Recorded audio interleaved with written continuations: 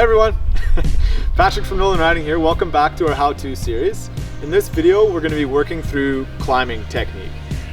In our videos, we've worked a lot on how to descend, rolls, and just in general how to have a greater range of motion while going down.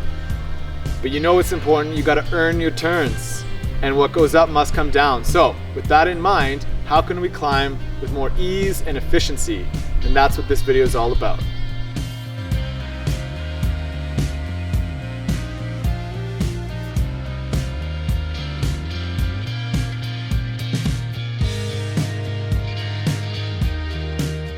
Alright, this how-to is going to come in two parts. Part one, in the saddle climbing. Part two, out of the saddle climbing. So in this first video, we're going to show you the proper technique to have ease and efficiency as you climb up the hill.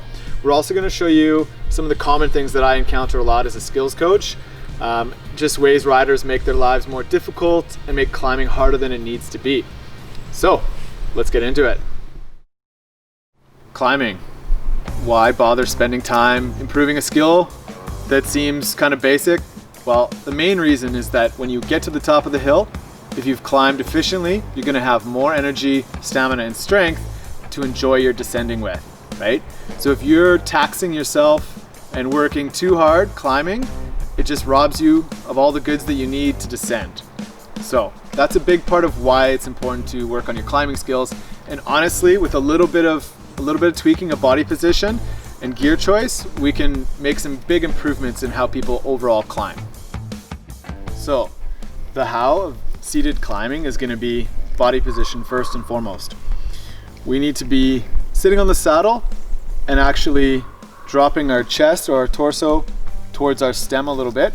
And the reason why we do this is because on an incline, we need to spread weight over both wheels.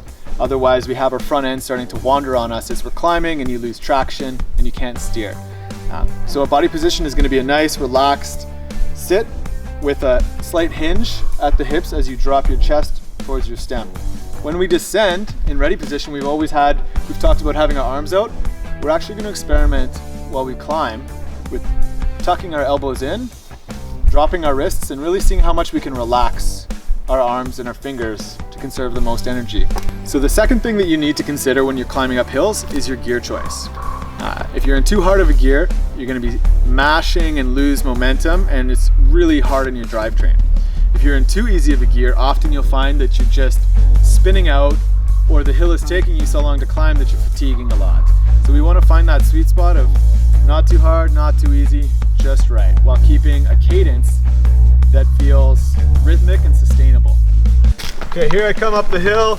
Notice how I'm dropping my chest towards my handlebars. My arms are relaxed. I'm looking ahead, keeping a nice smooth cadence.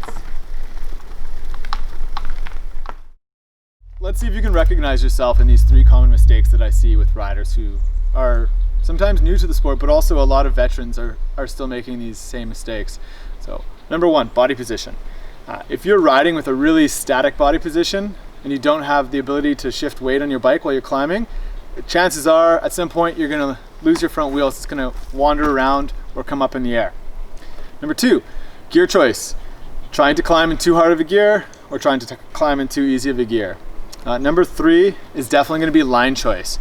So people just putting themselves in the loose or in the baby heads as opposed to trying to pick a nice smooth line through the trail. So we've covered body position for climbing, we've covered gear choice and cadence, and then we've also looked at line choice. And all three of those things together can help make a hill much easier to climb. What we really want to also recognize is that yes, your strength and your fitness can be limiting factors, but if you use good technique and you work on efficiency, your climbs will become easier and easier as you practice. Briefly, let's just talk about when you should be in the saddle climbing. I stay in the saddle anytime the trail is not overly demanding, not super technical. It is going to be the most efficient climbing position. So on a long fire road climb, on meandering single track where there's not a lot of roots and rocks, you can definitely spend a lot of time in the saddle. Part two is going to cover when to get out of the saddle, and so that's coming up next.